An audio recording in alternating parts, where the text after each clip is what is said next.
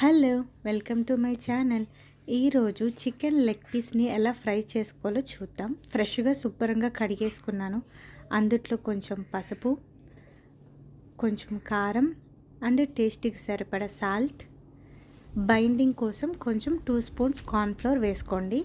అలాగే ginger garlic paste 1 spoon. శుభ్రంగా చికెన్కి మొత్తం కలిపేసుకోండి. చక్కగా మ్యారినేట్ చేసుకొని ఒక 1 అవర్ పక్కన ఉంచేసుకోండి. ఆ తర్వాత పాన్ పెట్టుకొని హీట్ ఎక్కిన తర్వాత ఒక్కొక్క లెగ్ పీస్ని ఆయిల్లో వేసేసుకోండి.